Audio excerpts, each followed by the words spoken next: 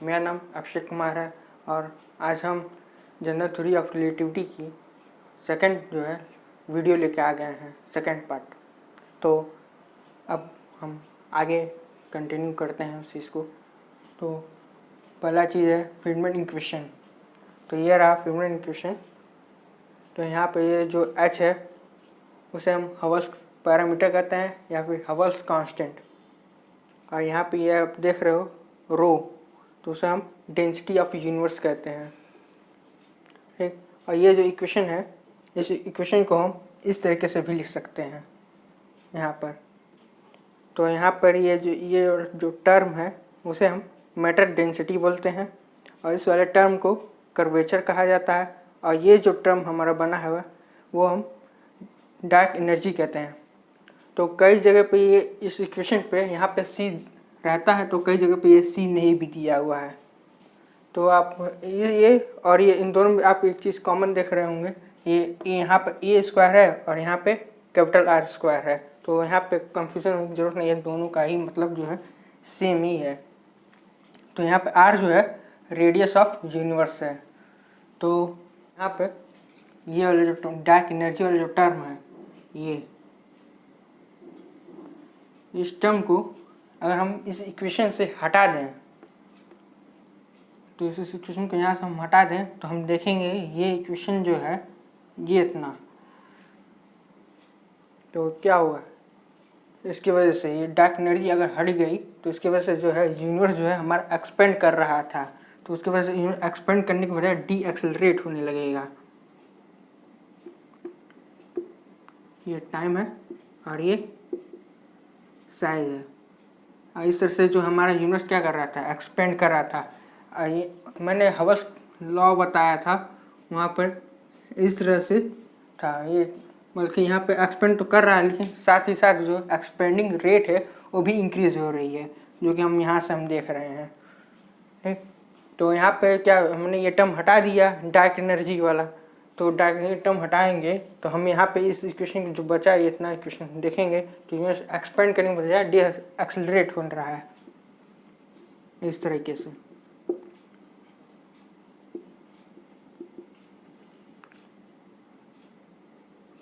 ऐसे D accelerate होने लगा पे, क्यों हुआ? क्योंकि यहाँ पर ये रो जो है क्या हो रहा है, यहाँ पर रो इंक्रीज कर रहा है। यहाँ पर रो क्या हो रहा है,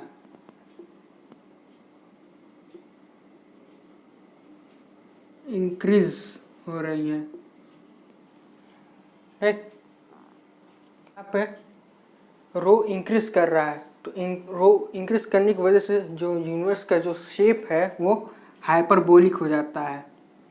तो हम यूनिवर्स के शेप के बारे में आगे डिस्कशन करेंगे, तो हम उसे कहते हैं डेंसिटी पैरामीटर। तो वहाँ पे हम यूनिवर्स के शेप के बारे में हम जानेंगे क्या होता है, कैसे 3 प्रकार के जो है शेप होते हैं यूनिवर्स के। तो अब ये है, इसे हम इस इक्वेशन को हम कहते हैं एक्सेलरेशन और डी एक्सेलरेशन इक्वेशन। तो यहाँ पर आप ये टर्म जो है, इस टर्म को हम यहाँ पे एक्सेलरेशन बोलते हैं और ये जो टर्म है उसे ग्रेविटी कहा जाता है। और ये जो टर्म है यहाँ पर वो डार्क एनर्जी है। यहाँ नेगेटिव साइन जो है वो स्लो डाउन एक्सपेंशन शो कर रहा है और यहाँ पॉजिटिव साइन जो है वो स्पीड अप एक्सपेंशन यहाँ पे क्या कर रहा है, शो कर रहा है। तो ये जो पहला इक्वेशन जो है हम उसे फ्रीडमैन फर्स्ट इक्वेशन कहते हैं, फ्रीडमैन फर्स्ट इक्वेशन भी कह सकते हैं और इसे फ्रीडमैन सेकंड इक्वेशन भी बोलते हैं। और इसे हम एक्सेलरेशन और डी एक्सेलरेशन इक्वेशन भी कहा जाता है, ठीक। तो यहाँ पे ये रो और ये क्या है, पी है, यहाँ प्रेशर है। यहाँ पी जो है प्रेशर है, यहाँ पर P pressure of the universe लिख सकते हैं हम उसे, ठीक। तो यहाँ पर हम देख रहे हैं ये वाला जो टर्म है डार्क एनर्जी, तो हम ये टर्म हटा दें यहाँ से डार्क एनर्जी वाली, तो हम देखेंगे ये एक्सेलरेशन क्या हो गया, उसकी वजह से निगेटिव आएगा ना। तो क्या होगा, यहाँ पर जो यूनिवर्स जो हमारा एक्सपेंड कर रहा है क्या होने लगेगा, डी एक्सेलरेट होने लगेगा, मैंने ग्राफ बनाया था अभी थोड़ी देर पहले। तो यहाँ पे ये क्या है, टाइम, और ये साइज है। इस तरह से जो है हमारा यूनिवर्स एक्सपेंड कर रहा था। तो जो हम ये टर्म जो है डार्क एनर्जी हटा देंगे तो यूनिवर्स जो एक्सपेंड करने की वजह से डी एक्सेलरेट होने लगेगा, ऐसे इस तरह से डी एक्सेलरेट होने लगेगा। तो यहाँ से पता चला कि जो डार्क एनर्जी है कितनी इम्पोर्टेंट रखती है यूनिवर्स के एक्सपेंड होने के लिए। और डार्क यहाँ से अच्छे से पता चला कि अगर डार्क एनर्जी नहीं रहेगी तो यूनिवर्स जो है एक्सपेंड होने के बजाय डी एक्सेलरेट होने लगेगा। तो ये दो इक्वेशन जो थे बहुत ही ज़्यादा इम्पोर्टेंट थे, जो कि यूनिवर्स को के एक्सपेंशन को समझाने के लिए। तो अब आगे चलते हैं कि एनर्जी जो है उसके दो रूल्स होते हैं, दोनों जो एक दूसरे के अपोजिट क्या करते हैं, वर्क करते हैं। तो पहला है एंटी ग्रेविटी और दूसरी है इंक्रीज डेंसिटी।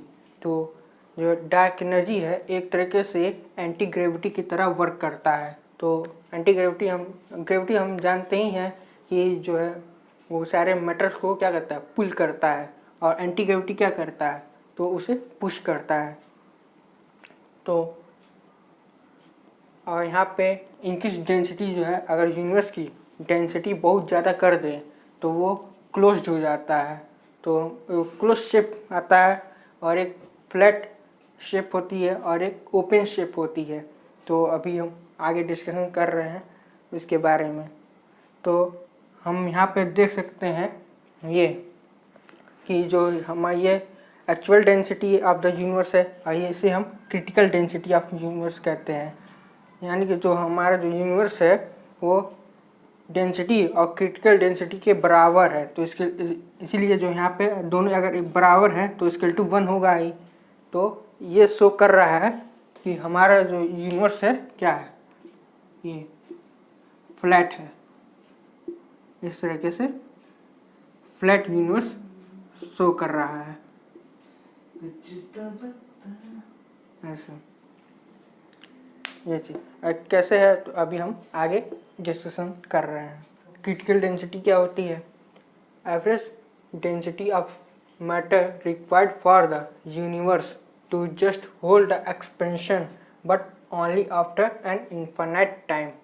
ये जो एवरेज डेंसिटी होती है मैटर की, जो क्या कर सके, यूनिवर्स के एक्सपेंशन को रोक सके, लेकिन ये तभी होगा इनफाइनाइट टाइम के बाद ही होता है।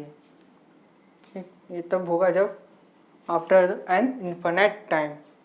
ठीक, आप यहाँ पढ़ के भी समझ सकते हो कहने का मतलब क्या है। ठीक, तो अब जो है डेंसिटी पैरामीटर पे आते हैं। डेंसिटी पैरामीटर, तो हम डेंसिटी पैरामीटर का यूज़ जो है हम यूनिवर्स के शेप के बारे में जानने के लिए करते हैं कि यूनिवर्स का शेप कैसा है। और ये के जो है कर्वेचर पैरामीटर होता है। तो कर्वेचर पैरामीटर जो है यूनिवर्स जो एक्सपेंड करा तो उसका इंक्रीजिंग रेट देखते हैं कर्वेचर पैरामीटर से, कि वो इंक्रीज हो रहा है कि या डिक्रीज हो रहा है कि क्या है। तो उसे हम कर्वेचर पैरामीटर करते हैं। और डेंसिटी पैरामीटर जो है यूनिवर्स के शेप के बारे में बताता है, यूनिवर्स का शेप कैसा है। तो उसका सिंबल हम इस तरह से लिखते हैं। ठीक, तो ये डेंसिटी अपॉन क्रिटिकल डेंसिटी होती है, जो कि अभी मैंने अभी पिछले बताया है मैंने। हाँ, तो उसकी वैल्यू क्या आ रही थी, यहाँ पर 1 आई थी। तो 1 आए तो क्या है, फ्लैट है, तो उसका कर्वेचर कैसा है, 0। अगर डेंसिटी पैरामीटर की वैल्यू जो है 1 से बड़ी आती है तो क्या होगा, क्लोज्ड होगा, स्फेरिकल शेप बनता है उसका, और उसकी कर्वेचर क्या है, +1 आती है। अगर उसकी वैल्यू जो है डेंसिटी पैरामीटर की 1 से कम है तो क्या है, ओपन हाइपरबोलिक बनेगा, जो कि मैंने अभी बताया था ना फेडमैन इक्वेशन में। हाइपरबोलिक जो बन जाता है शेप, हाइपरबोलिक शेप बनता है। तो यहाँ से उस इक्वेशन से हम बता सकते हैं उस ठीक। तो वहाँ पे उस इक्वेशन पर दोनों साइड अगर 0 रख दें उस वैल्यू तो क्या आएगी हम देखेंगे। तो ये जो इक्वेशन बता रहा था कि ये जो यूनिवर्स का जो शेप है हाइपरबोलिक आ जाएगा। ठीक, तो ये क्वेश्चन मैंने वहाँ पे पिछली वीडियो में मतलब पिछले लेक्चर में मैंने बताया था अभी, तो मैंने बताया था अगर ये जो है डार्क एनर्जी है, अगर डार्क एनर्जी को हम यहाँ से हटा दें तो ये जो इक्वेशन कैसा नेगेटिव हो जाएगा, तो उसके वजह जो यूनिवर्स के जो शेप है क्या आएगा, हाइपरबोलिक आएगा। लेकिन अगर हम डार्क एनर्जी का टर्म यहाँ पर रहने दें, अब बोथ साइड जो अगर जीरो कर दें तो हम यहाँ से हम प्रूफ कर सकते हैं कि जो यूनिवर्स है क्या है, फ्लैट यूनिवर्स है। ठीक, तो यहाँ से हम दो चीज़ प्रूफ कर सकते हैं, एक हाइपरबोलिक और फ्लैट यूनिवर्स जो है प्रूफ कर सकते हैं। ये तीन चीज़ जो है शेप है यूनिवर्स के, लेकिन हम जिस यूनिवर्स में रह रहे हैं वो फ्लैट यूनिवर्स है, हम इस फ्लैट यूनिवर्स में रह रहे हैं। तो एक करंट जो ऑब्जर्वेशन है उसका तो मैं वहाँ लिख रहा हूँ अभी। तो हमारे पास एक और फॉर्मूला निकल कर आता है, ये डेंसिटी पैरामीटर फॉर बारियोनिक मैटर, और इसे हम कहते हैं density parameter for dark matter, और इसे कहते हैं density parameter for dark energy. ठीक, तो यहाँ से हम करंट ऑब्जर्वेशन निकल के आया। हाँ, तो इसकी वैल्यू जो है ये बायोनिक मैटर की इतनी है और डार्क मैटर की इतनी और डार्क एनर्जी की इतनी। तो इसमें हम रखे हैं तो हम देखेंगे जो डार्क डेंसिटी पैरामीटर की जो वैल्यू है क्या आएगी, 1 आएगी। तो ये करंट ऑब्जर्वेशन है जो कि देखा गया था। तो इससे पता चला कि हम जिस यूनिवर्स में रह रहे हैं वो फ्लैट यूनिवर्स है। वो यूनिवर्स कैसा है, फ्लैट है। अब हम यूनिवर्स के एक्सपेंशन को समझेंगे जो कि हबल्स ने अपना 3 मॉडल्स दिए थे, उन्होंने दिए। ठीक, तो अब आगे चलते हैं। हबल्स ने 3 मॉडल्स दिए थे, तो ये ग्राफ है उससे मैं समझा रहा हूँ। ये जो पहला ग्राफ है, ये जो पॉइंट आप यहाँ पे देख रहे हो, ये यहाँ पर ये जितना भी ये पॉइंट है, ये इसे क्या कहा जा रहा है, ये क्या है, बिग बैंग है।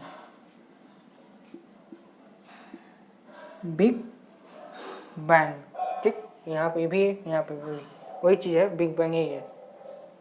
ठीक, तो हम जानते ही हैं कि बिग बैंग से जो है हमारे यूनिवर्स का जो है शुरुआत हुआ था। तो यहाँ पे बिग बैंग हुआ तो यूनिवर्स क्या हो रहा है, एक्सपेंड हो रहा है, और इस एक्सपेंड होने की स्पीड जो है बहुत ही ज़्यादा है। तो इसीलिए क्या हो रहा है, ये एक्सपेंड होता जा रहा है। तो यहाँ पे जो ग्रेविटी का जो इफेक्ट है वो बहुत थोड़ा सा हो रहा है, इसीलिए जो ग्राफ क्या हो रहा है, देखिए यहाँ ग्राफ क्या है, थोड़ा सा कर्व हो गया है। इस तरीके से थोड़ा सा कर्व हुआ कि नहीं हुआ है, क्योंकि यहाँ पे ये शो कर रहा है कि ग्रेविटी का भी इफेक्ट क्या हो रहा है, यहाँ पे लग रहा है। ठीक, और यहाँ पे यूनिवर्स एक्सपेंड कर रहा है, बिग बैंग हुआ, यहाँ पे यूनिवर्स एक्सपेंड किया, करते करते करते उसकी जो स्पीड जो है बहुत ही कम है, थोड़ी सी कम है। तो क्या हुआ, यहाँ पे ग्रेविटी का भी इफेक्ट लगने लगा। तो ग्रेविटी और जो एक्सपेंशन की जो स्पीड थी दोनों जो क्या होने लगी, एक जैसी हो गई। तो यहाँ पे क्या होने लगा, एक्सपेंड होने के साथ साथ ये क्या हो गया, यहाँ पे कांस्टेंट हो गया। ठीक, एक्सपेंशन यहाँ पे कांस्टेंट हो गई। और यहाँ पे यूनिवर्स एक्सपेंड कर रहा है, तो एक समय ऐसा आया कि ग्रेविटी क्या की, जो है एक्सपेंशन से मतलब जीत गई। मतलब यूनिवर्स जो एक्सेलरेट हो रहा है, हाँ, तो उसकी स्पीड बहुत ज़्यादा कम है, यहाँ पे बहुत ज़्यादा हाई है। हाँ, एक्सेलरेशन की स्पीड यहाँ पे थोड़ी सी ज़्यादा है। और यहाँ पे एकदम जो है थोड़ी सी, यहाँ पे कह सकते हैं हल्की सी कम हो गई है, हल्की सी कम हुई है। तो उसकी वजह से क्या हुआ है, कांस्टेंट हो गया है। तो हमें कैसे हल्का सा कम हुआ है। हाँ, और यहाँ पे हम कह सकते हैं बहुत ही ज़्यादा जो है इसकी स्पीड कम है एक्सेलरेशन की। तो उसके वजह से क्या हुआ, यहाँ पे जो है एक्सपेंड कर तो किया, लेकिन कुछ समय के बाद क्या हुआ, फिर रिकोलैप्स हो गया। तो हम इससे हम जो है यूनिवर्स एक्सपेंड कर रहा है, फिर उसके बाद क्या होने लगा, फिर कोलैप्स होने लगा, तो उसे हम कहते हैं बिग क्रंच। तो ये जो है जो बिग क्रंच जो टॉपिक है वो यूनिवर्स का एंड कैसे होगा, big crunch, big freeze, big rip, ये सब जो है यूनिवर्स का एंड कैसे होगा, तो उन सब पे ये सब थ्योरीज हैं। तो उसमें से एक थ्योरी ये भी है बिग क्रंच, जो कि हम यहाँ से समझ सकते हैं। यूनिवर्स जो है एक्सपेंड हो रहा है तो उसकी स्पीड जो है क्या है, बहुत ही कम है। तो जो क्या ग्रेविटी का इफेक्ट जो है बहुत तो स्ट्रांग हो जा रहा है। तो ग्रेविटी क्या कर रही है, सारे मैटर को अपनी तरफ क्या कर रही है, पुल कर रही है। तो ये ग्राफ जो है आप यहाँ पे देख रहे हैं कि गिर जा रहा है, तो क्या हो रहा है, रिकोलैप्स हो गया। तो इस तरह से हम कह सकते हैं यूनिवर्स का एंड इस तरीके से भी हो सकता है। और यहाँ पे जो मैंने बता ही दिया कि यूनिवर्स जो है एक्सपेंड हो रहा है, और ग्रेविटी और जो एक्सेलरेशन दोनों क्या हो गए, सेम हो गए। तो क्या हो गया, एक्सपेंशन जो है कांस्टेंट हो गया। लेकिन क्या हो रहा है, रिकोलैप्स नहीं हो रहा है। हम यहाँ आप देख रहे हो ना कि रिकोलैप्स नहीं हो रहा है, यहाँ रिकोलैप्स हो गया। यहाँ पे क्या हो रहा है, यूनिवर्स जो एक्सपेंड कर रहा है और करता ही रहेगा। तो ये 3 मॉडल्स हबल्स ने दिए थे यूनिवर्स के एक्सपेंशन को समझाने के लिए। ठीक, तो हम चाहे तो इस तीनों मॉडल को एक ग्राफ में ही हम समझा सकते हैं। तो मैं यहाँ बना रहा हूँ, हम यहाँ पे देख सकते हैं तीनों जो है ग्राफ है मैंने एक में ही मर्ज कर दिया है। तो ये जो यूनिवर्स है एक्सपेंड करता जा रहा है वो कभी भी मतलब रिकोलैप्स नहीं होगा, ना ही कांस्टेंट होगा। जो मैंने पहला ग्राफ बनाया था वो ये है, और दूसरा ग्राफ बनाया जो कि कांस्टेंट हो गया था, और तीसरा बनाया था जो कि रिकोलैप्स हो गया था। तो हम उसे क्लोज करते हैं रिकोलैप्स को, और जो कांस्टेंट में उसे हम फ्लैट यूनिवर्स कर सकते हैं, और जो एक्सपेंड करता ही जा रहा है उसे हम ओपन यूनिवर्स कहते हैं। ठीक, तो यहाँ पे हम जैसे मैंने बताया था ना इस तरीके से, ये k इक्वल टू यहाँ 0, तो ये क्या था, फ्लैट यूनिवर्स था। तो हम यहाँ पे ये टर्म भी लिख सकते हैं इस तरीके से। और ये मैंने बताया था यूनिवर्स बड़ा है और k की वैल्यू क्या आ रही थी, +1 आ रही थी। तो हम यहाँ पे लिख सकते हैं क्या, क्लोज्ड। ये 1 से छोटा है और k की वैल्यू क्या है, -1, तो ये ओपन है। तो ये ओपन, तो इस तरीके से हम ये यूनिवर्स के एक्सपेंशन को समझ सकते हैं। ठीक, और आप इसके जो शेप जो है आपके स्क्रीन पर भी दिख रहा होगा, मैं दिखा दूंगा। ठीक, तो ये जनरल थ्योरी ऑफ रिलेटिविटी जो फर्स्ट पार्ट और ये सेकंड वीडियो था उसका, तो ये ख़त्म हो गया जनरल थ्योरी ऑफ रिलेटिविटी।